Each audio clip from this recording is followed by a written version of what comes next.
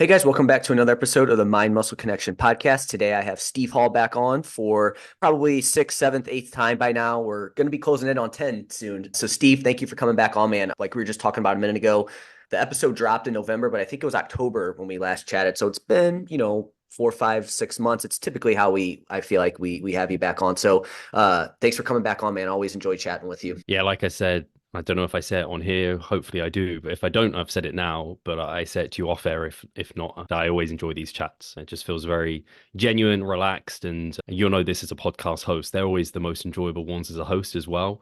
At least that's what I find. So yeah, I always appreciate being invited back on. Yep, just talking about hypertrophy, it just is easy, right? There's a lot I want to catch up with you on too, regarding, some guests you've had on the podcast and then just with your own training. So I have a few topics here. I'm sure we probably won't get to all of them, but have them here just in case. So kind of gonna be like a State of the Union on hypertrophy here kind of episode with this. But first, so like I said, we talked back in October-ish. So I'm curious. I want to kind of start this conversation off by talking about your training, what's been going on there. I know you had a post today that I kind of want to chat about too. So I'll let you kind of answer that in terms of what you've been working on and things like that. Yeah, for sure. So God, yeah, October. So obviously Christmas occurred, and then I actually have had like an early holiday this year, managed to get away on a cruise, which was pretty cool. So Awesome. those have probably been the two biggest like life events, outside of some stressful things, which I can't really go into. But it's interesting in terms of where I have been body comp wise over that time. I've probably not really changed much in body weight. I can't specifically remember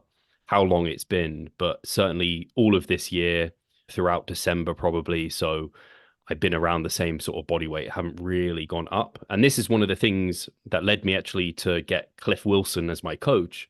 Was I was kind of like umming and ahhing. I was looking at my prep for this year because I'm going to compete at the end of this year. And I was like, do I want to continue to mass up, do a mini cut so I'm not too far away from stage, and then do like a short mass slash recovery phase to then start prep? Or do I just want to try kind of not really gaining anything, and maybe there be some recomp going on and just kind of eat really well, train hard, and continue to be at this body weight? And I was like, hey, why don't I sign up with Cliff at the start of the year, and then he can just decide what we do? So when I started with him, he was like, I want to keep your weight within quite a tight bound, but he doesn't have these. He works very differently to me in terms of I will have like a long-term planner for my client. I have it all like periodized out. And obviously these are subject to change, but I have a plan, like body weights, what phase of training we're in, all of this sort of stuff. As Cliff doesn't do that. So he's like, no, no, I kind of play it by ear a little bit more short-term changes maybe, and kind of, I don't want to say go with the flow, but he just works differently in that sense. So I can't ask him, hey Cliff, when are we starting prep? He might be able to give me a rough idea, but it's not really a question to ask. And I don't really mind that. Some part about that's kind of like ignorance is bliss. So yeah, so like I said, he kind of made that decision in terms of, hey, let's just hold this kind of body weight and just continue to train hard, eat well, fuel that.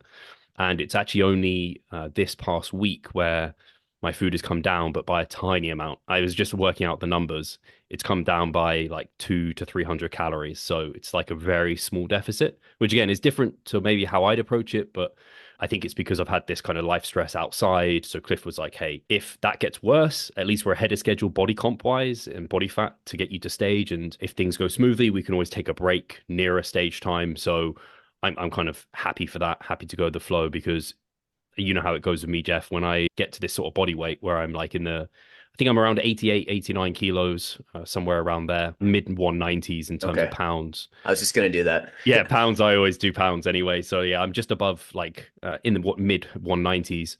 And this is when my appetite starts tanking and I'm kind of force feeding. Like I just had, what's that over here? I have this like liter of chocolate milkshake that I have post workout because I'm just like, man, I just don't have the appetite for things.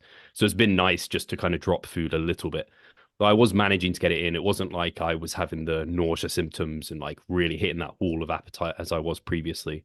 But I can definitely say this is the best I've held this weight ever before. And even comparing to like a year ago, my body comp is substantially better at the same body weight, which is exciting for me Yeah. because, as you know, once you've been doing this for a decade plus, like things just, it's like watching paint dry to some extent. So it's exciting to check now and then and be like, oh, actually, something's changed there. Hopefully, it wasn't just the lighting or my posing because that can play a role. Yeah, man. Like you had that post. I think it was like yesterday about you obviously still have some work that you want to do and everything like that. But I'm always amazed at your progress, man. Like you've built a ton of muscle in the last couple of years. And I feel like it just like continues to like increase, which is crazy to me because like you said, at this point you've been training for so long that like it's supposed to slow down, but it doesn't seem like it is for you. So you kind of mentioned there that you hadn't been pushing your body weight up. Is that just because like you were like it was it just more so because of what Cliff had said there with that, or was it like you were kind of running into those issues like where you weren't as hungry, or yeah, what was kind of the Yeah, rationale so there? Cliff is since January taken control of my nutrition. So I'm still controlling training. And so he's just giving me my macros. And so for the first kind of couple of weeks, he was doing some small adjustments. And then we basically just rinse and repeat, rinse and repeat. And it was around 4,000 or just above that. And I think he was just happy that I was performing well. And he was aware that I do get these kind of digestive issues and things like this. I think he just wasn't too fussed about pushing body weight up and making sure I was in like a clear surplus and just thinking, hey, we're at this like sweet spot of like you're in a really good position to start prep and not have too much of a like an amount to lose. And if you start gaining, like I said, it was like maybe I'd need to do a mini cut, like a quick cleanup phase. So it's just like, hey, why didn't you hang out here for a little bit? Which actually for me has been a lot of fun because I feel a little bit bad about this in some ways because it's funny how as you do this for longer, you get new perspectives and your mindset kind of shifts a little bit, right? And I think my mindset hasn't completely changed, but I was quite against recomps. Yeah. Recomping in general is like, why would you waste your time putting so much effort into growing muscle and not provide a surplus? Like it's that little thing you could do. But now I'm coming around to the idea that that can be something that isn't a problem. Like if there was someone who has spent weeks at maintenance, but why are you spending weeks at maintenance when you could just put a surplus in place? And I'm like, now, especially for someone who's an advanced lifter who has body fat on their physique, I'm like, hey, if you have a few weeks of maintenance, that's not time like lost by any means. And if you didn't gain fat in that time, but maybe didn't gain quite as much muscle, I mean, you could just go for another 3 weeks, right? Or whatever it is. So yeah, my mindset shifted a bit around that because yeah, certainly my performance hasn't suffered or anything like that. And like I said, I think I'm holding this weight the best I ever have. So it kind of sounds like it's like, hey, we're at a body weight, again, for you, like 195, to where it's like, okay, at this point, is it worth it to add, like, to continue to be in that surplus? Whereas instead, it's like, hey, you're performing well. You're not, you don't have high body fat levels by any means, but higher than what you'd want for a stage at this point. So it's like, hey, might as well just kind of really make sure training's in a good spot and being able to push that versus like adding a little bit of body fat was kind of the rationale there behind that. Yeah, it's interesting. This is a post I might think about making is I think at least for competitive bodybuilders, but even non-competitive, once you start massing or you kind of go into your off season, like inevitably, even if you're like not trying to gain weight, you'll slowly gain weight until you get to this kind of heavier point where you're like, now like weight gain would be tough. I'd have to like really try and eat. I won't just gain weight just by living my life. And I therefore have a decision of I can either kind of just continue to train hard at this body weight and eat well and hope that there's some recomp going on, which is more likely given the body fat levels I've got, or I have to do a mini cut and then come back up. And so I think for me, I'd always been like, hey, let's do the mini cut and come back up. But now I think, hey, maybe there is something to just holding a body weight for a period of time. Like people have talked about that for a while, right? Like a hardening phase, or like again, just holding a body weight for whatever reason. And I'm much more comfortable with that idea now, especially if someone's not ready for a mini cut. I'm just, hey, don't just keep gaining then. Don't mini cut. Just see if you can recomp. I think you have a couple of choices. So yeah, it was just in this scenario, that's the route I think we decided to kind of go down. Yeah, because like for me, this is something that I feel like I've kind of changed my mind on in the last little bit is like I've had those phases and like where I've really tried to push my body weight up. And like same thing as you, it's like once you kind of get to that point where it's like digestion just doesn't feel as great, think like you just kind of get sick of eating food. It's like, okay, at that point, is that really doing what yeah, it's like, yeah, we want to be in a surplus, but is that really doing what it needs to do? So it's like I've kind of had the same kind of switch too, where it's like I'm trying to maintain a little bit of a lower body weight and not just like necessarily see my scale weight go up and just make sure training's in a good spot and make sure I'm pushing that because I don't know if this is something that maybe you realized along the way too, but like the body fat levels, plays a big role in that potential body recomp, right? Whereas like somebody hears this and they're like, oh, Steve can recomp, but it's like you're also not doing this when you're like 170 either, right? You're doing this at a little bit of a higher body weight. So I'm assuming, is that maybe something that kind of came into your mind there with that kind of changed your thought process on that a little bit? Yeah, for sure. It's just like there's no reason to say the body can't, and it's been shown that it can use stored energy to build the muscle, and therefore you actually drop body fat. And I think the problem sometimes people get into is they get really confused because they're like, you can't just recomp your way to being like huge and muscular. I'm like, no, you can't do that. That's for sure. You can't do that for short periods of time. Like it's something you could do. But if we held like our higher level of body fat and just looked to recomp forever, like it's not going to lead us down the right path. And especially if you're a smaller individual, me at 170 was never going to be me now at 190 at where I am without going through surplus phases. So I think they can be short lived, but they do need to have that level of body fat where you do have appreciable body fat that you can utilize because otherwise it just won't work. So when I think about someone's off season, think about staying within a body composition where they feel and perform their best in the gym. And that's the most important thing because the gym is the match that lights the fire for muscle gain. It's like I'm going to die on that quote with that. I'll die on that hill with that quote because it's so important to have that in place. So long as you're there and traveling within that is fine. And then once you get to the upper end of maybe that or where you feel comfortable body fat wise, then you've probably got some body fat there that you can use for a bit of time at least and kind of push some recomp and see how that goes, especially as you're more advanced, I think, because it's so slow to grow muscle at that stage. It's certainly not a bad idea to at least try it.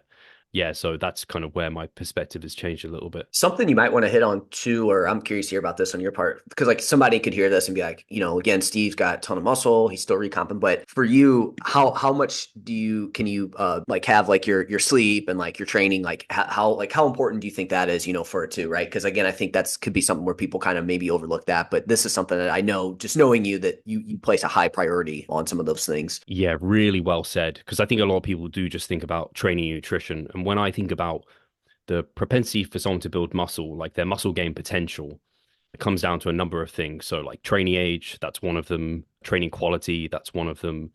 Then things like sleep, recovery, which go into training quality, stress management, these sort of things. They're so important factors as well. And so, if you're like sleeping poorly, your stress is really high, your training quality is not the best. You're like, oh yeah, I'm going to recomp. It's like, oh no, actually a surplus probably will help you a little bit more there, but then it may also just lead to you adding excessive amounts of fat. So it's almost like all of those things should come first, and then the nutrition in the surplus is just permissive to the muscle growth then afterwards. And if you've got plenty of body fat, like, hey, maybe you don't even need that surplus for a bit and you can inject it once you've tried recomping for an extended period of time. Whereas, yeah, in the past, I was more black and white, like, hey, recomping is a waste of time for anyone who's like been training for a long period of time and their training quality has been really good for a long period of time. But I think that's not necessarily true, especially we have the data to kind of back it up, essentially. Not that there's a ton, there's really not. And there's not a lot on whether or not you benefit from a surplus to a great extent or not either. It's really not been around for a while. So it does make me reflect upon what bodybuilders have done for a long time. They've obviously gone through gaining and cutting phases a lot, but also many of them have talked about like holding like an off-season body weight and trying to harden it or recomp it. So I think it has a time and place, and you can really use an N=1 case for it and be like, am I improving? Am I progressing in the gym? And if you are, then I'd say, hey, you're probably doing a really good job of potentially recomping. But if it's not, then it's like, hey, do I want to cut down and rebuild up? Or do I want to actually put myself now into a surplus, depending on the level of leanness that you have? Yeah, it kind of sounds like, again, you want to kind of like, again, if you're coming off of like being super lean, kind of slowly gain to like the body fat percentage that you kind of feel best at. And then from there, it's like now you can maybe hold versus like feeling like you need to continue to be in a surplus, and kind of finding that what that is for you, not only from a performance standpoint, but also just how you feel. And then like obviously somebody like you got to take into consideration like when you're going to compete again, because that's obviously going to impact, how much body weight you want to gain and stuff like that too. So cool. So what about like training? How is that going? What's kind of your program look like and everything like that? Like Cliff, like you said, Cliff just does the nutrition side of things. So you're still doing your training and stuff. So how's that going? Anything you're working on in particular there with that, or just kind of same old, just stay consistent with it? Yeah, it definitely still the basics, the boring basics over and over again. I'm just testing myself more, making sure And it comes back to that basics of like, what do like really successful bodybuilders do? All of them, no matter training volume, training intensity, whatever they're doing, exercise selection, they all go into the gym, really make sure they're working very, very hard and trying to progress over time. And I'm just making sure that I don't work so hard that I don't leave room for progression and need to like back off really frequently. But certainly making sure sleep, stress, nutrition is all in a place so I can do as much hard work within the gym. That's why I was thinking about bodybuilding. I was like, kind of the best program to grow as much as possible is like training as often as you can, as hard as you can, as often as you can, as like much as possible, essentially as a Yeah. bodybuilder. And like you can't, and people hear that and just like, oh, why don't you do all the volume, all the intensity week, like as soon as you go into the gym? It's like, well, then I'll be sore for 5 days and I won't be able to train. So I have to like play around with these variables because with stimulus comes fatigue. And therefore, you have to try and kind of balance and build the program. And it doesn't have to be this super nuanced, complex thing. You can kind of make it as complex as you like, because inevitably, if you do decide to go a bit too hard, you'll have to back off. And if you're not going hard enough, like you're just, well, you'll leave room to continue to progress and build upon it. And I think you can, if you go too far outside like some somewhat ranges of what successful programs should look like, you'll get yourself in trouble. Like a volume trap. Like if you go too easy on intensity and you just chuck in loads of volume, I think you'll just get into a position where you're doing a lot of potentially like junk volume. But similar with intensity, if you go all balls out, like, hey, shotgun, not shotgun approach, it would be a sniper approach, right? One set, this is what I've got for my legs. I think you go so low in volume where you may not be growing sufficiently. So I've just been again trying to find myself where do I kind of fall within that, and just yeah testing myself in terms of my recoverability and those sort of things. I think something that I've been thinking about that's been interesting is with the research that's been coming out with Martin Refalo and Zach Robinson with the meta regression, where it showed kind of exponential gains as we got closer to failure. And obviously that had many caveats because it certainly the training studies that were used isn't how either of us train. They're like very low frequencies and things like this, look for quite low volumes. And you have to take that into consideration with the volume research, which kind of shows if you're recovering, you're probably benefiting from more. So it's just like trying to find a sweet spot between the two, which I don't think we have a perfect answer for. But at least the thing that a lot of people have thought about, and I talked about stimulus and fatigue, is the closer to failure you get, the more stimulus we get, but also do we get exponential fatigue? And it's kind of questioning that a little bit or being like, can you adapt to that? Because the training studies and things we've got are like acute for most of the time. What about training like that for extended periods of time? And I know in the past I would like poo-poo people who would say like, hey, I train to failure every week and like for multiple weeks. I'm like, and now I'm like, I could see how you could do that. Your volume probably had to be quite a bit lower, maybe, but I could see how you could do that. And so I've just been making sure for myself, rather than being like, hey, I'm going for 5 weeks and then a 6 week deload. So in week 5, let's just bury myself. Rather than do that, I've been like, hey, let's get up to coming out of week 1, kind of a bit of an introductory week. Don't come out of the gates too hard because, like I said, you're going to create excessive fatigue where I don't need to. I can kind of generate a really good stimulus without doing that. But get to like week 3, where it's a really good level of set volume. I'm probably not really adding or modifying sets at this point. Nice and close to failure. Maybe it could be 0 on some things, 2, 1. And then let's just try and progress here for as long as I can. And if I'm repeating performance at this point, even repeating sets, and it looks literally the same week 1, like week to week, that's okay. I'm not adapting to that level of stimulus in such a short time, and it's very potent for growth. So if I feel good and I can perform, let's just keep going and milk out the mesocycle kind of as long as I can until inevitably fatigue catches you and you start getting those overreaching signs like, digestion's off, you're tired all the time. The one I really get, I don't know about you, Jeff, the one I really get is my motivation to train just starts dipping. I'm like, I'm meant to go to the gym at 11 and it's 12. Yep. I think I've been putting off this session for a while. I think it's a sign I probably need to back off. Yep. Yeah, you're looking at your numbers and you're like, oh man, that's going to be hard to get after that again today. That's how I know too that I'm getting towards the end of it. I like you said that though. It is kind of like figuring out, what is that? Like where can you get the most intensity, the most volume, but that also recover at the same time. And like you said, that kind of is probably going to look different from person to person, right? I'm sure that's part of this whole thing too, is figuring out what works for you because, some people I feel like they definitely like that, like really intense, like training close to failure. Some people probably like staying a little bit further away, and how your body responds to, right? Like I feel like for some people, they're just the way their joints are or whatever, they just may not be able to handle the higher intensities, the higher volumes, whatever it is. So again, kind of finding out what that is for you while also figuring out the things outside of the gym too, to kind of, understand that impacts it. So what are you kind of like, where are you at right now? Like, what have you kind of found like the sweet spot for you?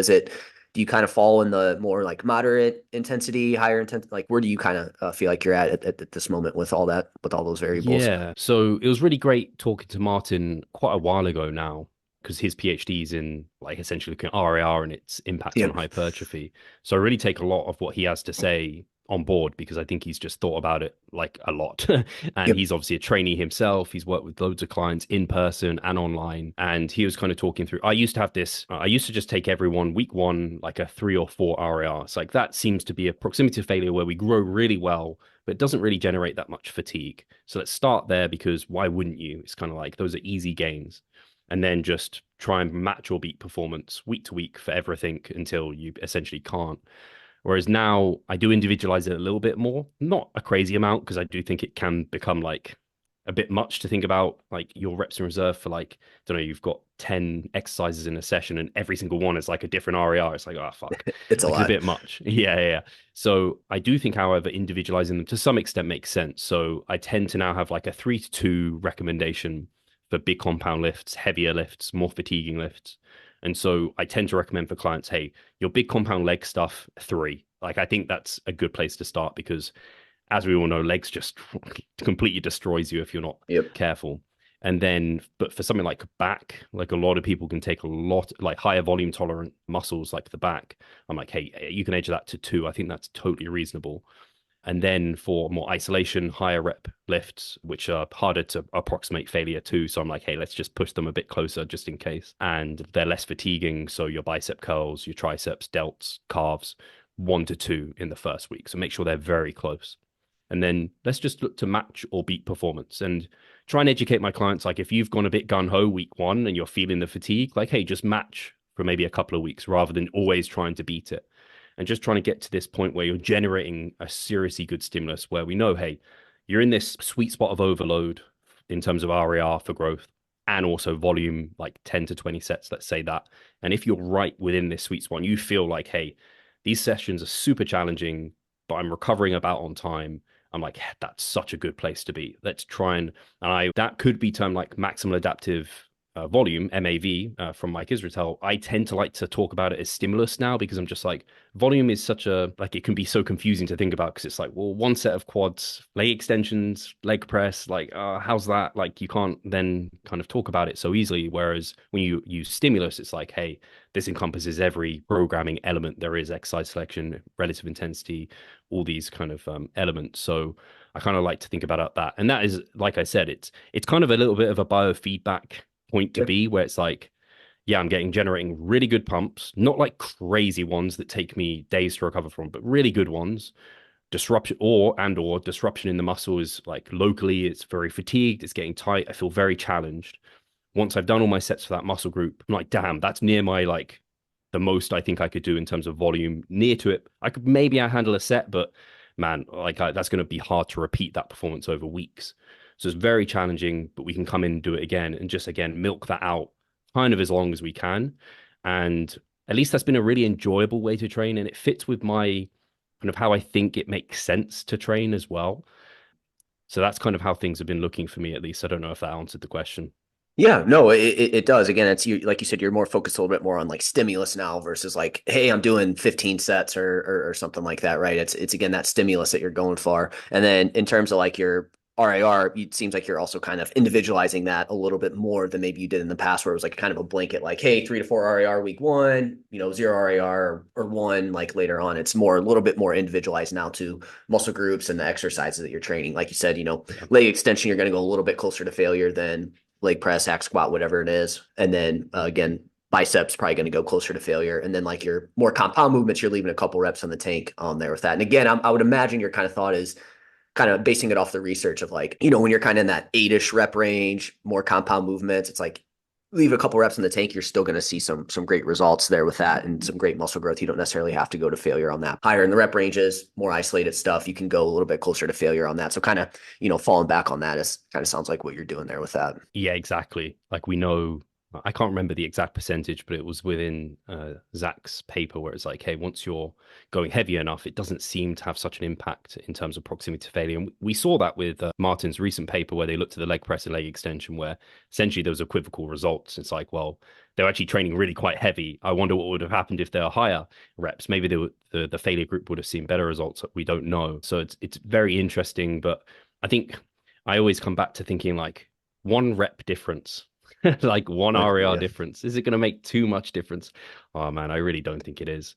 So long as you feel like you're getting a damn good workout in, like I have a hard time thinking someone's not going to produce a growth stimulus through that. I literally just had this conversation with the client, the call that I was on right before this, where we talked about like, he's like sleep's been a little bit like impacted this past couple weeks, and so he's been going a little bit lighter. He's like keeping a little bit more in the tank, and I'm like, okay, even if again, we have this research showing that like, hey, 2 RIR is going to have just as much muscle growth as like 0 RIR.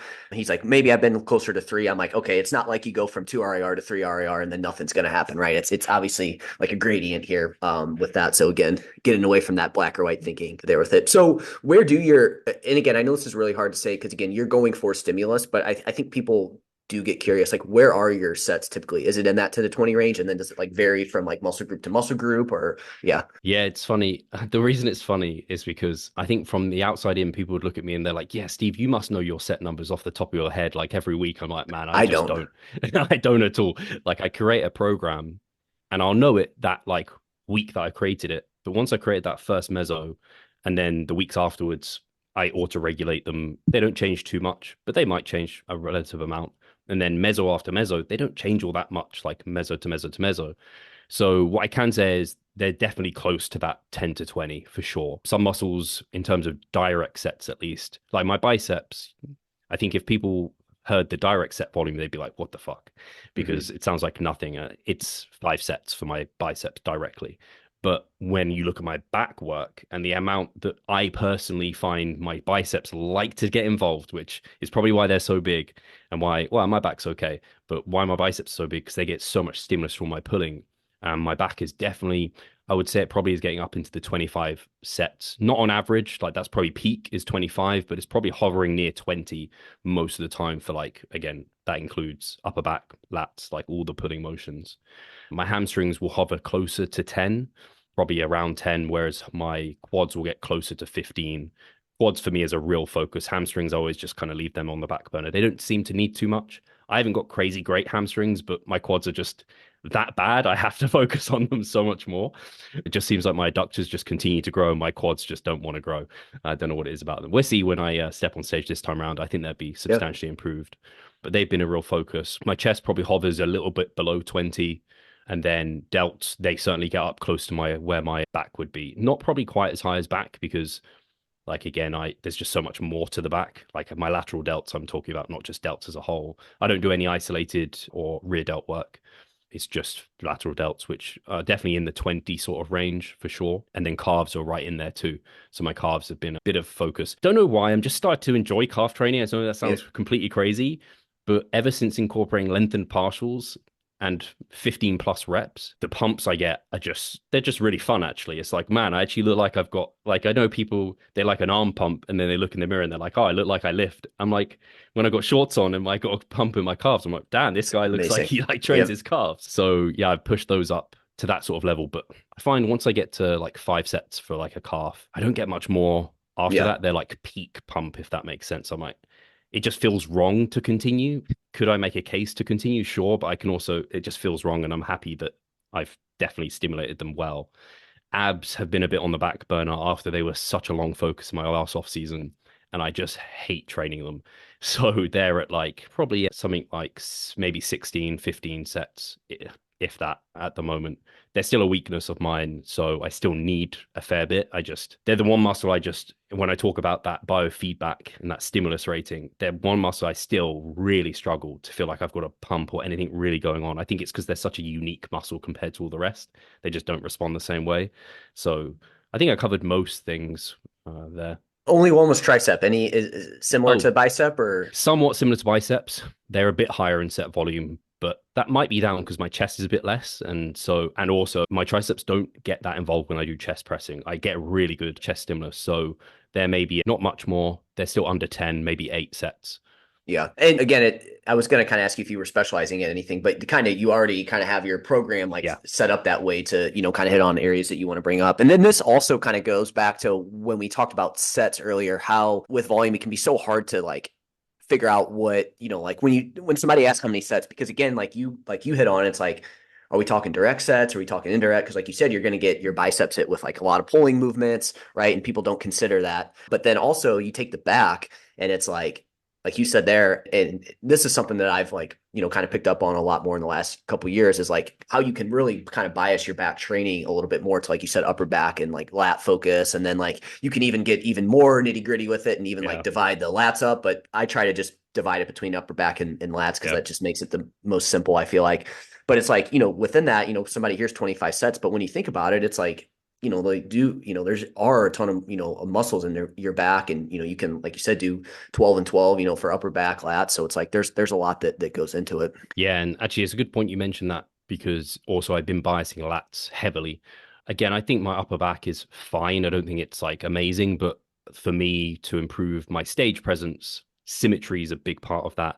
And anything I can do to make myself look wider, basically lower lats, like you said, they've been a Yep. big focus for me. Is like, is there any exercise I can do to really try and nail the lower lats? I think I just end up hitting shitloads of lats when I do any of those, but hopefully they're getting a little bit more love. I feel like too, probably, and maybe this is something you've noticed, but I feel like, learning more about the back training, people probably tend to overdevelop their upper back versus more of their lats. And it's like, that's probably a big area for people to focus on. What have been some like exercises you've been kind of messing around there with that? Any that you've really been liking from like a lat perspective or anything like that? Yeah, I found myself really needing to do single arm.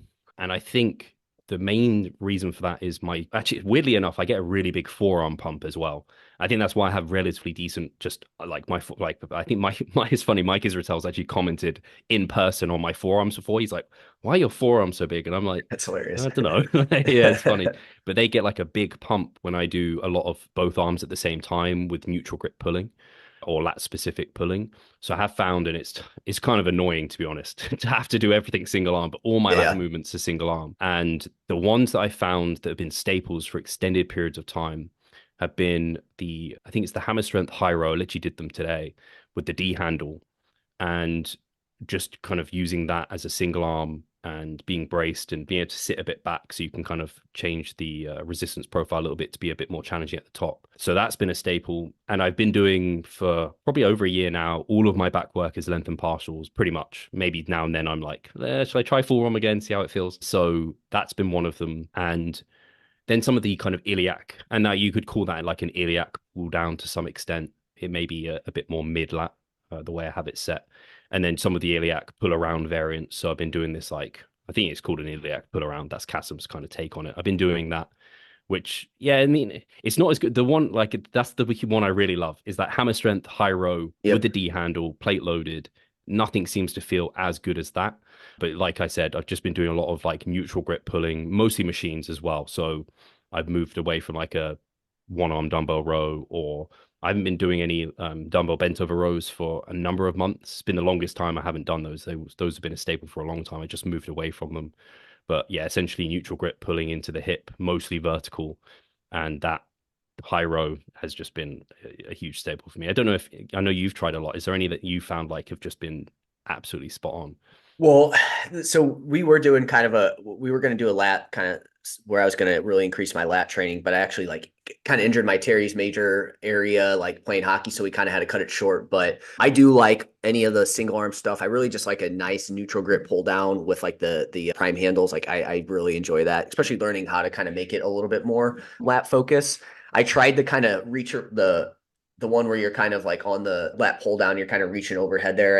I think that's really going to try to hit that lower lat. It was hard to get that figured out, but that was one where when I was super stretched, like this area just bothered me and I couldn't do it. I'm going Yeah. to hopefully get back to it soon. But like you said, yeah, single arm stuff, unfortunately, which I'm the same way as you. It's like, it's annoying because it's like, you got to do it. You got to, basically you got to get to failure twice versus instead of once. So Yeah. that sucks. But yeah, those have been my favorite there with that. I'm trying to think if there was any other ones that I was really digging.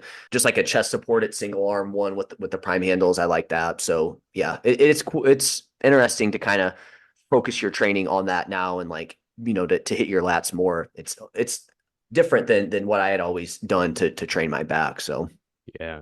Yeah. And I think having that focus has been really helpful. Like, I'll be interested to see how much my back has improved because I used to just split it into horizontal pulling and vertical pulling. And I think I was doing a good job of hitting my lats to some extent, but certainly not as well as I am now.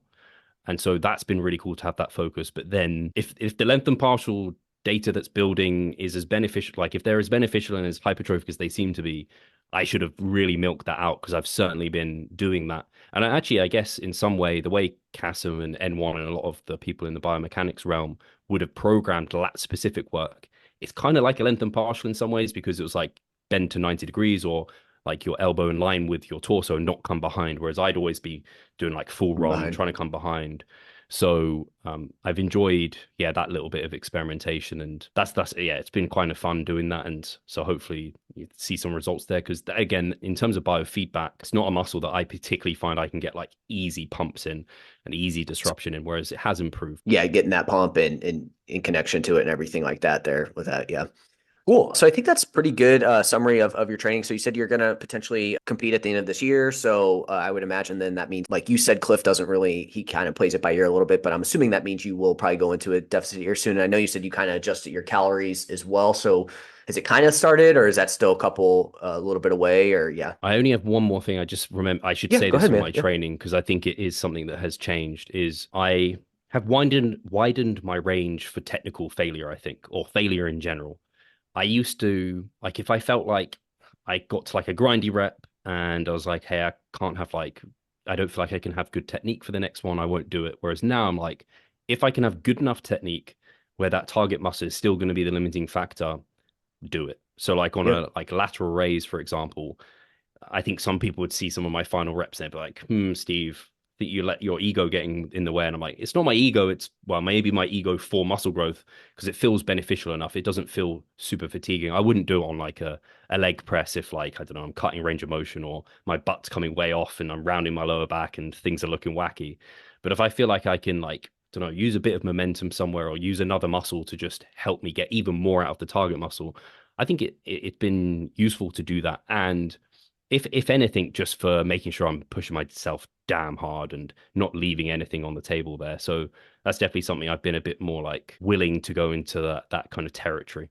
So it kind of sounds like instead of like feeling like you need to have like picture perfect technique throughout the set, it's like, letting it kind of degrade a little bit, but within like you have guardrails up as well to make Yes. sure that it doesn't go crazy. Like you said, there's certain things that you just won't do, like you said, rounding your low back or butt or something like that, like a leg press, but like kind of pushing that a little bit and feeling like not be afraid of, again, not having picture perfect technique with everything there and just again kind of getting in on that closer to failure. Was there anything specific that was it just feel? Was it any like research or anything like that kind of got you to that, or was it just by feel or yeah? I think I'm not sure actually. Maybe by feel. And the way I think about it is like I really have a high focus of on technique and I focus as much as possible to keep pristine technique whilst trying really hard.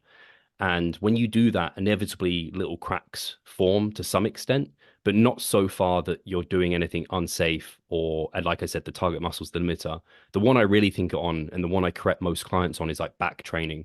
I don't know if you see this, Jeff, but like they have these really nice controlled concentrics and eccentrics really nice and controlled. I'm like, that's great. Eccentrics particularly because we're stronger there. You should be able to control it. But I want some aggression on those like concentrics, especially if you're going to do full ROM where it's again harder in that short position. So it's just like having a little bit more aggression in the training. And I don't think there's been any particular, like, definitely no research, or maybe actually, to be fair, but I think it kind of confirmed the route I was going down already is the research with Dr. Pack, where, and obviously Jeff Nippard was on that too. And I had Dr. Pack on the podcast where I think the evidence-based space had this kind of like technique idea in their mind, whereas actually the research doesn't really back it up as much. So I think at times like I'd fallen into a pattern of maybe really slow controlled eccentrics of 3 to 4 seconds, thinking, hey, almost not slower is better, but like, hey, if I can be really controlled, this is amazing. And then I'd progress, and I'd be like, man, if I try and keep these, I just feel like I can't push myself as hard as I Yeah. should be able to. And so I've just found myself falling into eccentrics and speeds that allow me to feel like I can be as like performative within my training and produce the best stimulus rather than just slow for the sake of slow. It's like just control it. Make sure you're controlling it with the target muscle. You don't have to like overemphasize that.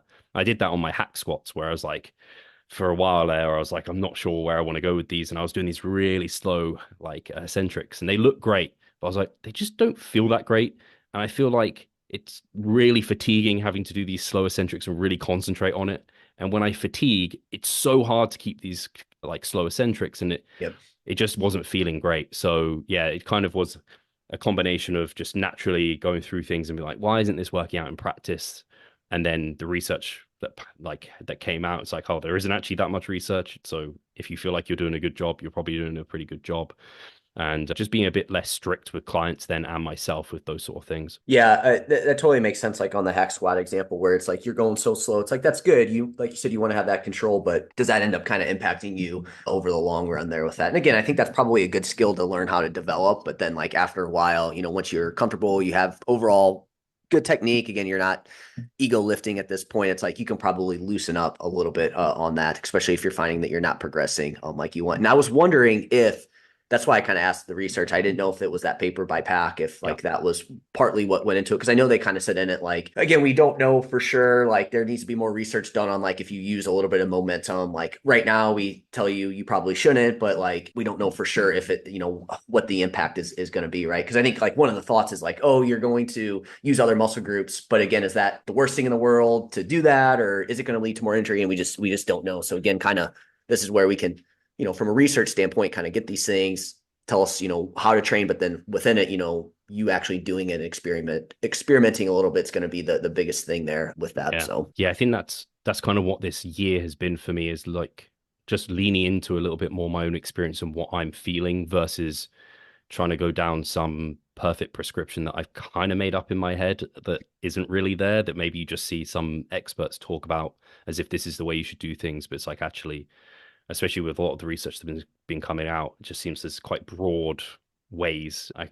Many ways to skin a cat, many roads to Rome, many ways to slice a cake. I need to come out with. I was saying that for a long time, so I said three. just keep going. But yeah, no, hypertrophy, there's just like it's cool because I feel like it doesn't help people. They want the black or white answer, but we have a lot of tools in the toolbox. Now, Yeah, again, I think there's still principles that are going to apply across the board. I think like, for example, progressive overload, like again, and then, you want your training to be relatively challenging. We don't want it to be easy, but I think outside of that, it's like we have some, kind of wiggle room here in terms of exactly how we need to train, which kind of brings me to some things I wanted to talk to you about. And we kind of hit on it a little bit, but I know you had Dr. I think it was, is it De Sosa? Is that how you say it? His last yeah, name? Eduardo.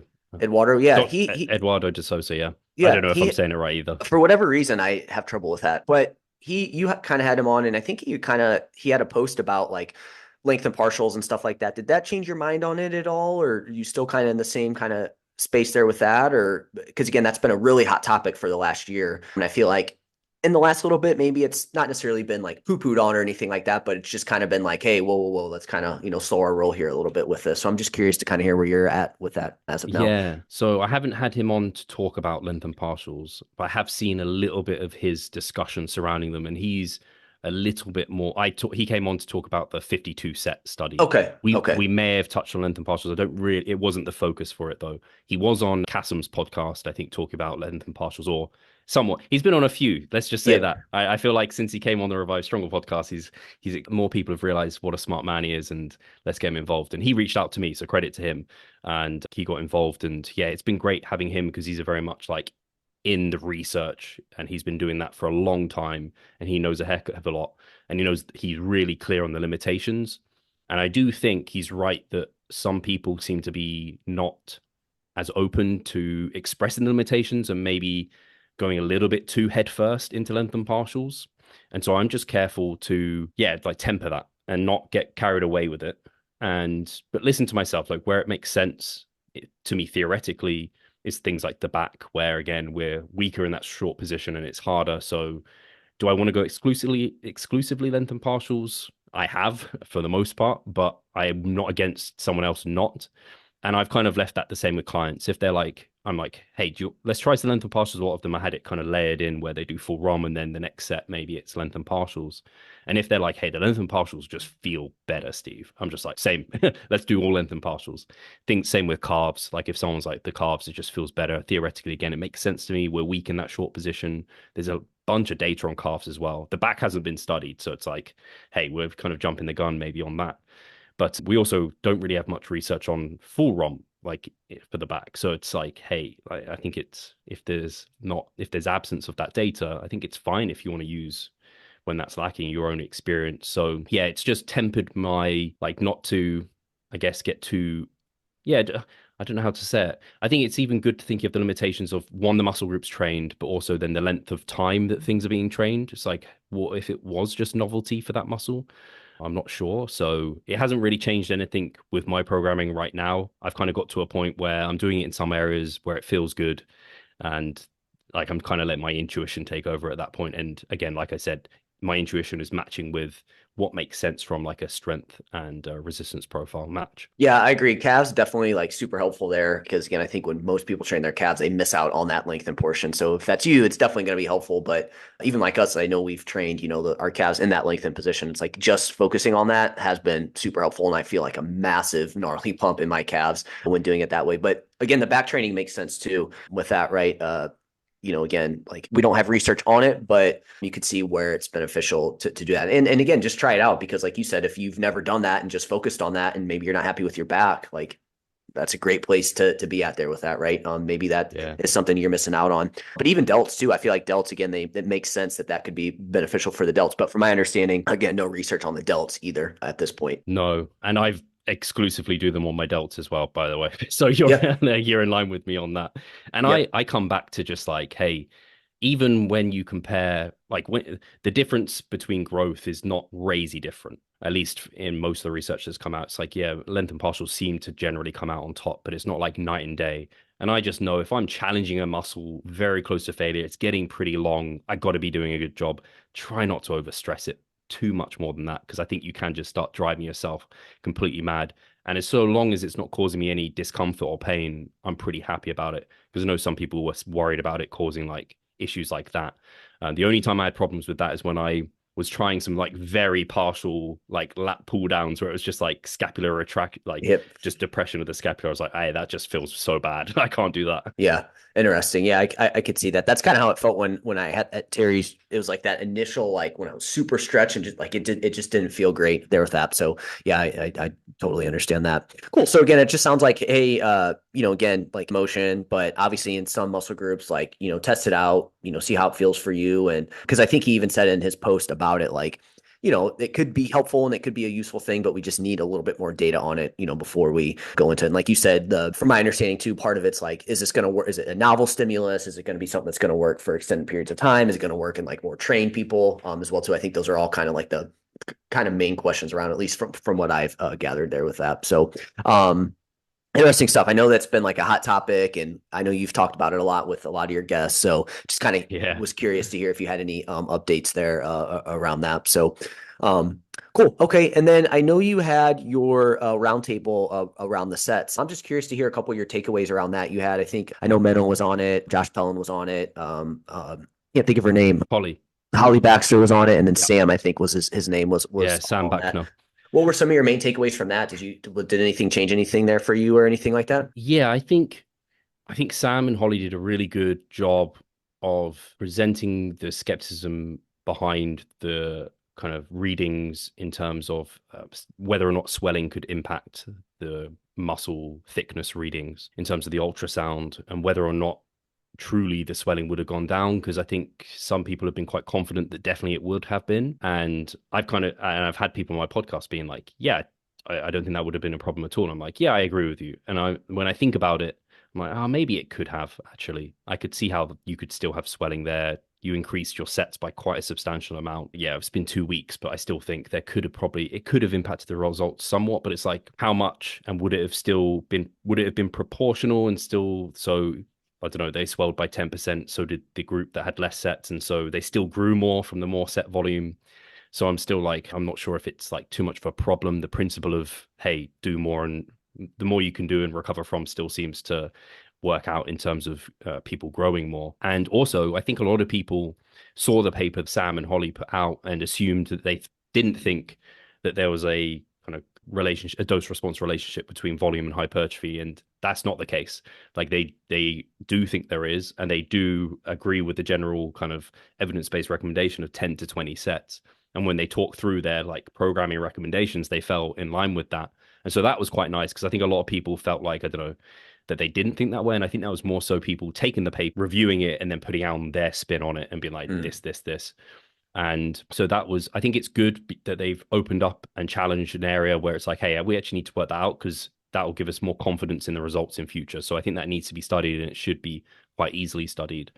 But apart from that, it didn't really change too much for me. It was very interesting, Sam running through the growth that some of these people got and like how you can't expect to see that. Like they wouldn't be able to repeat that over like the long term because it's similar to the example people talk about progressive overload. It's like if you could add like 2.5 kilos to your bench every week, you'd soon be the strongest person in the world. Like by the end of the year or whatever it is, you're just not going to continue to see that rate of gain. So if these people saw the rate of gain they did in that study over and over again, they'd be freaking jacked. massive. So that's interesting. It's like, okay, it'd be really good to have some longer term data to know how long this would have lasted. It's even interesting to hear Sam. He's like, I think they maybe would even lose some and they kind of regain it in future or something because that was quite interesting. So yeah, no, it didn't really change my perspective on anything apart from, again, it's similar to Eduardo on the Lengthened partial stuff, just remaining skeptical, not jumping too far down a direction with these sort of things. I don't know if did it change anything for you? No, but it definitely gave me some food for thought there with, like you said, is it like, is it the swelling that's going on there with that? So like you said, definitely like some food for thought. And was this podcast in like, because of the 52 set study, was that kind of like the basis of it too? Like part of like what they were kind of talking about within it too? I Like believe that came out afterwards. oh, after. Okay. So yeah, I don't think that was part of it, but Okay. I think they still had some criticisms of that, or at least I think it's quite often, you know what? It's not often criticisms of the paper itself, it's criticisms of how How they went about it. people communicate it. Oh, okay. Like where it's just not obvious, done in a way that's obvious, where it's like, hey, people can't read this and I think 52 sets. Oh, I should do that to my quad training because you and me aren't training how the people in the paper did because they had 2 minutes rest and they took a set to very close to failure. And it's like if I take a set of leg press close to failure, I'm resting 3 to 6 minutes, like Yep. somewhere in this range where I feel good to go again. And they were just having to reduce the load, reduce the load, reduce the load. So I think it's a problem, one maybe with the communication of it, but also where people read it and they're just maybe being lazy because I think some people do communicate some of the limitations or some of those finer like details that people aren't aware of. So yeah, it's kind of like what's it called? Is it a wives' tale where one person tells you a story and then it gets passed down, Gets and then it passed gets down. boiled down to something you're like, that is not what I said at the start. Yep, yep. It's like the game of telephone where you basically like you play it and it's like you tell them, and then Yes. they tell somebody else, and it ends up being like something completely different than what you said Yeah. initially. Cool. So I guess then so are you in terms of like, do you have any like, this is kind of a completely different topic here with this, but like drop sets and mile reps, is that something you still kind of include in your training where you kind of sit out there with that at the moment? Yeah, so it's funny. I was actually speaking to someone about this recently. I was just like, man, I just like straight sets. Like, I just find them simpler. I have the Yeah. time for them. Like, I find a lot of the intensity techniques are often time savers. Like, a drop set isn't going to get you the same stimulus as a full straight set, but I mean, you could do a drop set immediately after you've done a straight set. So, if you don't have time for, I don't know, 4 sets, then 3+1 drop set is better if you can do it in that time, or antagonistic supersets, or even agonist supersets, maybe, or Myo reps, Myo match sets. So only really use, at the moment at least, Myo match sets when it's just a very volume tolerant muscle. That's when I tend to use a Myo match set where I'm just like, man, I'm going to be hanging around I don't want to do 5 sets or whatever it is. I just want to get it done a bit more quickly, but I don't use them a ton. Myo reps I do use as like a bit of a novelty intensity technique. I've got them in my calves at the moment and they're horrible. Just like, again, like you said, the pump you get is just disgusting. So I'll use things like Myo reps or potentially drop sets and like agonist supersets, so like a leg extension into sissy squat, or a sissy squat into a, actually something I've been doing is in a Smith machine, sissy squats into Smith machine squats, Oof. partial Smith machine squats. They're horrible, totally brutal. So I just use those now and then as like novelty, layering them on as novelty intensity techniques, and yeah, not too much of those because I like the straight sets and the ability to log those and clearly see progressions on them. So the core of my programming will always be those. And yeah, I've got no reason, unless like again, I have a client specifically who has limited time. That's when I use more of those intensity techniques to just get the volume in a quicker time. And when you add them in, is it typically like each meso, like towards the end of a meso, or is it like at one meso at a time, or is it just again kind of just how you're feeling, how things are going from a training perspective? I do tend to layer them in still. So I still tend to have this approach of starting out like a macro cycle of massing or hypertrophy is like more just like your general heavy basics. And then as I go through into further mesocycles, it's like, these heavy reps aren't feeling as productive. They're beating my joints up a little bit much. Okay, let's maybe put in some higher rep work. And then further down the line, it's like, this is still feeling like, I don't know, it maybe isn't feeling as stimulative, or I feel like I want to do a bit more volume, but I need a time efficient way to do so, or a bit of novelty. I'll inject it there. So that's how I tend to use it. I don't tend to use them kind of all the time. I might change that.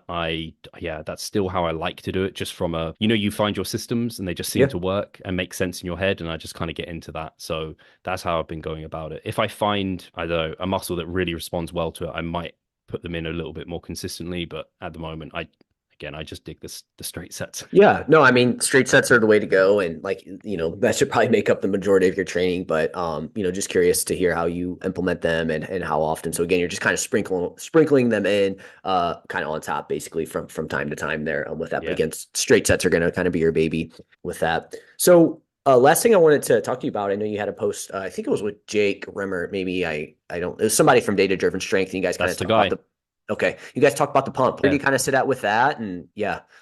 Yeah, so this is the first I don't know about you, Jeff, but I normally don't get involved in not like social media drama that makes it sound like it's a really big deal. But if someone else in the field, like if you make a post, hey, I'm probably just gonna like it. Or if I don't agree with you, maybe I don't like it. Like, I don't know. That's probably the most I would ever do, right? Whereas, yeah, Milo has over the last months made more controversial, kind of more clickbaity reels and yeah, just covering different topics. And this one got to me because it's not that I have like a strong affiliation to the pump. I'm not Arnold Schwarzenegger. I don't think it's as good as coming. And I definitely don't chase the pump, right? But I do use it. And I never like people removing tools. Like I have heard people talk about, yeah, maybe we can grow reps 5 to 30, but let's just focus on 8 to 12 because that's I don't know. I don't know what their rationale is. Oh, the higher reps cause more fatigue or whatever it is. They have some sort of rationale like that. I'm just like, why would you take a tool away? Like, been doing some high rep stuff and it might be novelty, but it feels so damn productive. It's causing different like disruption and stimulus within the muscle. And I'm just like, why would you remove a tool from your toolkit? And so it's the same with some of this biofeedback, like using the pump, I have found to be useful amongst other biofeedback tools. So I'd never just be like, hey, yeah, chase the pump, because that could lead you down. And Milo did a really good job of outlining why it's wrong just to go down the route of chasing the pump, because it could just lead you to doing all intensity techniques, high reps, like light weights, novelty, new exercises all the time, like maybe short range and emphasizing the squeeze on a muscle, which might not be the best for hypertrophy. So I definitely think it could lead you down the wrong direction. But if you take it in with all the other things that we know, like trying to train at long muscle lengths, making sure to have some a mix of rep ranges and emphasizing the stretch, taking your time between like rest periods, probably better to rest more than less in general, like those sort of factors. And you take into consideration like disruption as well and not overemphasizing the pump within the training. I think it can be a useful tool to guide you in terms of things like, hey, maybe a slight modification to technique. This just gets me a better pump than this, or exercise selection. Maybe this quad movement is just, it feels better. I get a better pump through this. And I'm like, hey, the pump definitely indicates blood flow for one. If the muscle's getting blood flow, that's a really good sign. And so I'm kind of like, why would you remove this from your toolkit so long as you don't overemphasize it, like I've said, and use it with all the other things that we know are more important than it, like mechanical tension and progressive overload and those sort of factors. And the thing that really got me at the end, still, I haven't had an answer from Milo, so maybe if he won't listen to this, maybe he will. Maybe he'll listen to this. He said at the end of his reel, he was like, I don't think the pump is important. And then at the end of the reel, he explained why, and then he said, unless you're not getting one. And I was like, why would you caveat it Yeah. like that? Because Yeah. if you're saying not getting a pump is important, then surely the pump is important to some extent. There must be something in his head that's saying. So I think for him, again, it could have been a bit, and he clearly doesn't overemphasize. He doesn't emphasize it as much as maybe I will and pay attention to it as much as I do, but he still pays attention to it. So I think even when people are skeptical, because there isn't a lot of evidence for it, there's like evidence that shows, like he presented some evidence that kind of shows, hey, there's no point really paying attention to it because it's not really helping us. And then Jake presented some of the evidence where it's like, hey, actually, in these situations, it seems to have been helpful. And then when I think about anecdotal evidence from like bodybuilders, I'm just like, well, that's kind of overwhelming. I know it's the weakest, but like when you've got millions of bodybuilders being like, yeah, damn, a pump seems to be benefit, like it seems to be something I think is indicative of something good going on in the muscle. I'm like, it's just not a tool I'm ready to remove, especially practically when I've used it in terms of exercise selection or technique modification or even auto regulation.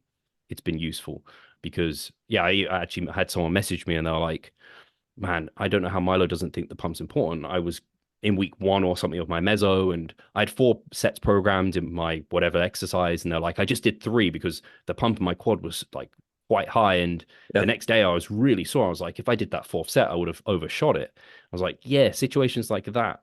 Like I have seen that within my own training and with clients. So yeah, I think it's just a tool that I'm not ready to remove. And the cool thing is I commented on it before Brad Schoenfeld commented on it, and then Brad Schoenfeld was like, "Hey, don't throw out the pump yet." And I was like, "Yes, it's nice when Brad also co-signs what you're saying." What do they call him? The hype godfather or whatever. So The king that's of all king of of those work. hypertrophy, whatever it is.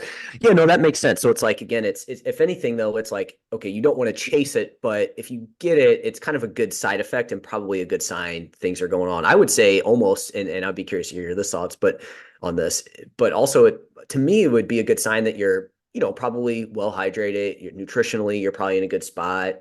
Sleep, and because like I know I've had those times when like whether I'm like dieting or again, maybe I haven't had good sleep, it's a lot harder to kind of get that pump. And that kind Yeah. of aligns with like, okay, you're probably also not putting yourself in a great spot to like build muscle during those times too. So it's like almost just using it as you're not chasing it, but the byproduct of it is probably a good sign that you're in a good spot there with that too. So Yeah, I completely agree, and I can think of just an anecdotal example of this because I went on that cruise and there was a gym on the cruise ship, and man, I was like, this training does not feel productive. Like I just wasn't getting good pumps, wasn't getting great contractions, and I was training first thing in the morning. My nutrition was different, my sleep wasn't as good. I'm on this fucking boat, different environment, all of that. Traveled, bit jet lagged probably. And lo and behold, I didn't really create that much fatigue either because seemingly it kind of didn't lead me to needing a deload as soon. Like I'm coming into 9th week of training wow. before needing a deload, which is like the longest I've gone for a long time. It was Yeah. almost like it was a deload because that Yeah. was in like week 5 or something. And I was training hard, close to failure, but just felt meh. And I found that actually oftentimes when I do go to different gyms, things don't feel as good. And I think you have pointed out the reason why is because my hydration, sleep, all those factors aren't quite there. It's not necessarily because the gym equipment maybe isn't as good. It's just the muscle's not in as good a position to perform. Yeah, that's how I felt when I've like trained on vacation too. Like, yeah, maybe sometimes again you had, when you go on vacation, you have those nice like salty meals and heavy, and that can help. But for the most part, it's the same way. It's like really it's a lot harder to kind of get that pump going. But also too, like another thing off of that, and I think Dr. Mike has talked about this in the past, but like too, like when you get that pump and then all of a sudden like you do too much and it kind of goes away, it's like, okay, at that point you've probably like done too much and now you're like overdoing the stimulus basically as well too there. So Yeah, someone Jake talked about this and someone commented about it, like not just being sure kind of like why that is. And Jake was like, hey, it's just something I've seen and heard. And like I've felt it as well, where I'm like, again, like I said, I do carbs and I'm like, my carbs are easily recovering. They're not getting sore. Should I try a 6th set? And I'll do a 6th set. I'm like, my performance was meh, it was okay, but the pump, it actually feels like it did nothing. Like it just felt like I was going through the motions. So I've definitely felt that. And I wonder if it's indicative of that. Although I don't know, again, the evidence on this has changed a little bit where you hit this like almost set volume MRV for a session or for a muscle within a session, where if you go above this, you're just creating more damage versus more growth stimulus, which used like people talk about maybe 10 to 12 sets of per muscle group within a session is like your max, and past that you're just creating more damage. I wonder if it's indicative of that a little bit. I'm not sure, but it definitely feels wrong to keep. And I don't think bodybuilders would have pushed past that point either. They would have been like, yeah, this, I don't feel like this is good. Yep.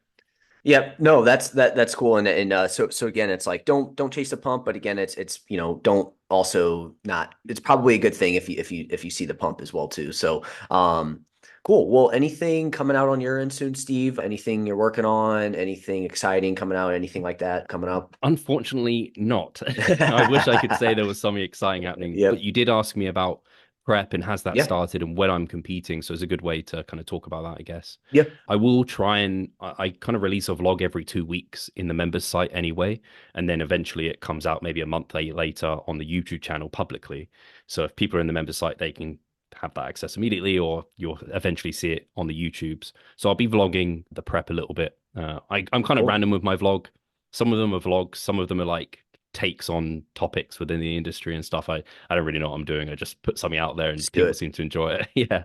So hopefully I'll keep that up. Last time we had a like a videographer and we did many productions, but I don't know if I want to do that this time. I'm kind of feeling like I want to have as little stress during it, and just like I've got a coach, Cliff is doing that, and I can just focus on everything else business wise I need to do. So yeah, I'll be kind of documenting that. I don't think I can say I've started prep. I wouldn't say this is prep, and I'm kind of not treating it like it because I don't know if I mentioned it, but I've just started a 200 to 300 calorie Yep. deficit. Yeah, so I mean, I'm on a refeed day today, and I think my calories are on maybe 4,000 or something ridiculous. It feels ridiculous to call that like dieting. And the days before this have been like 3,006 around. So it's certainly no, like, again, it's 200, 300 calorie deficit. It's nothing big. So I don't know how long, or if Cliff will take this deeper as he kind of assesses life stress and how things are going with me, and we'll just have to see. But the shows are at the end of the year. So I think WMBF Worlds is the final show I'm targeting, as long as I qualify for it, which is in November, I believe. And that's in Boston, actually. You're not near Boston, are you? Cool. It's yeah, no, it's a decent amount away. Yeah. No, you're going to drive there. You're going to see I'm me at driving. Worlds. Yep. Yep. Got to. So if you're close, I'd be like, that's a great, like, Yeah. I just like when I came and did WMBF Worlds last time, it was so great to see so many people in the US who like I've chatted to online Yeah. like this. And anyway, so that's the final, that would be like the final one. There's two before that that I'm targeting, but it's all within like 6 weeks. So it's way towards the end of the year. The UK FBA is a big federation here in the UK. They've just got finals now, so there's no qualifiers. And then the WMBF always just had their single show. So it kind of makes this season, it's nice because last season I did like 6 shows. And this time it's nice because I can really just focus on the ones that I care about Yeah. rather than just kind of, I earned a lot of experience last season, whereas this one I can be a bit more like, hey, I've got the experience now. Let's Yeah. Well, and I think too, working with Cliff probably will only make that process better. Again, you got it nailed down as self-coaching, but I would imagine, having Cliff in your corner is probably only going to help with everything. So Yeah, I'm excited for just some of the calls he's going to make. He is already doing stuff differently to how I would do it, which is cool. I want to learn yeah. because, as far as I'm concerned, he's probably the most credible natural Yeah. bodybuilding coach there is in the world. So it's quite cool to be working with him. There's a lot of people I put on like a high pedestal, but he's definitely right up there, and I just trust him, and that's the most important thing to me. And yeah, if I can learn how he does things and that can improve my coaching, I'm all for it as well. Yeah, only will improve your coaching too. So cool, Steve. Well, yeah, I guess next time we'll have you on, then you'll be in prep, so we'll be able Much to thinner in touch the base on. face. Yep. Cool. Well, yeah, looking forward to that. Again, looking forward to seeing, kind of how this season goes for you. I know last season was great, and so I'm gonna imagine this one's only gonna be even better. At least I know that's a goal. So again, appreciate you coming on, Steve. A ton of great information in here. As always, is there anywhere where you want to lead the audience to or anything like that? For sure. Yeah. Thank you as always, Jeff. These are always a ton of fun chatting, like I said. Yeah. Revivestronger.com. That will have the podcast, which we have also. We have the improvement season. They're separate podcasts. They've been for a little bit now. So if people want to hear me and Pascal, who's my business partner, kind of just talk about loads of random stuff, then they can check that one out. And we have our coaching on that too. And then I'm Revive Strong on Instagram. That's where I'm most present. So if people want to reach out to me there or follow along, that's where it'll be. And YouTube too is Revive Stronger. So yeah, that should be all they need. Awesome. Cool, Steve. Again, great chatting with you, and we'll chat with you next time.